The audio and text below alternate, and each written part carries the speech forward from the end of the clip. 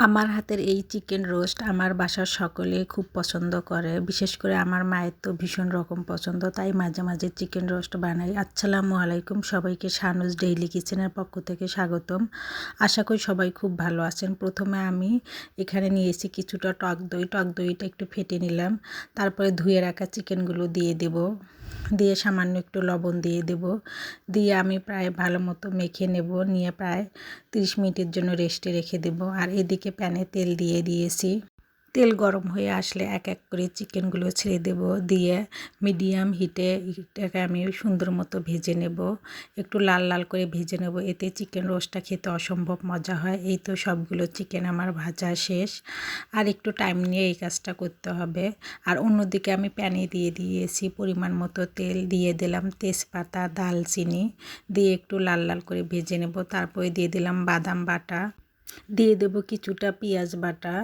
আর পেঁয়াজ বাটাটা দিয়ে রোস্টটা খেতে বেশি মজা হয়। আর এখন দিয়ে দিলাম জয়ফল, জয়ত্রী বাটা, সাদা ও কালো এলাচ বাটা, গোলমরিচ বাটা, লং বাটা, সব কিছু একসঙ্গে বেটে নিয়েছি, সেটাই দিয়ে দিলাম।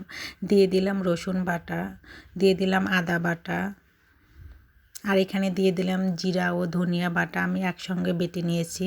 সব কিছু এভাবে বেটে রোস্ট রান্না করলে রোস্টটা খেতে অসম্ভব মজা হয়। এখন দিয়ে দিলাম অবশিষ্ট টক দই। এখন দিয়ে দিচ্ছি সামান্য লবণ। লবণটা একটু বুঝে শুনে দিতে হবে, কারণ আগেই চিকেনগুলো আমি লবণ দিয়ে ভেজে নিয়েছি। দিয়ে ঢেকে আমি 10 মিনিটের মতো ফিরে আসলাম 10 মিনিট পর। এখন আমি মশলাটাকে একটু নেড়ে চেড়ে দেবো, দিয়ে ঢেকে আরও 5 মিনিট কষিয়ে নেব। কারণ মশলাটাকে যত ভালোভাবে কষিয়ে নেব রোস্ট খেতে ততই মজা হবে। এই তো মশলা সুন্দর মতো কষানো হয়ে গিয়েছে। এখন ভেজে রাখা চিকেনগুলো দিয়ে দেব, দিয়ে একটু উল্টে পাল্টে মশলার সাথে মিশিয়ে নেব। আর এখন দিয়ে দেব হাফ কাপ লিকুইড দুধ। দুধটা দিয়ে আমি চিকেনগুলোকে সুন্দর মতো কষিয়ে নেব। এভাবে দুধ দিয়ে চিকেনগুলোকে কষিয়ে নিলে রোস্টটা খেতে বেশি মজা হয়। এখন আমি ঢেকে এটাকে প্রায় 5 মিনিট মতো কষিয়ে নেব। কে কে এরকম চিকেন রোস্ট খেতে পছন্দ করেন অবশ্যই কমেন্ট বক্সে কমেন্ট করবেন।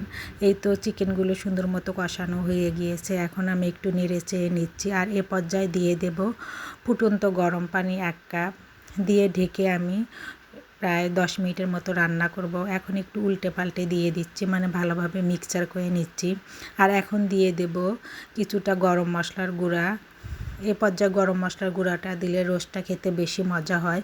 আর দিয়ে দিলাম পরিমাণ মতো চিনি। আর চিনিটা দিয়ে আমি ঢেকে দেব। ফিরে আসলাম 10 মিনিট পর। এ পর্যায়ে কিছু বেরেস্তা দিয়ে দিচ্ছি। বেরেস্তাটা দিয়ে আমি ঢেকে রেখে দেব 5 মিনিট। এই তো আমার চিকেন রোস্ট রান্না শেষ। দেখতে যেমন সুন্দর হয়েছে, খেতেও মাশাআল্লাহ অনেক বেশি মজা ছিল। সবাইকে আমার ভিডিও দেখার জন্য ধন্যবাদ। সবাই আমার পেজটাকে লাইক, কমেন্ট, শেয়ার ও ফলো দিয়ে রাখবেন।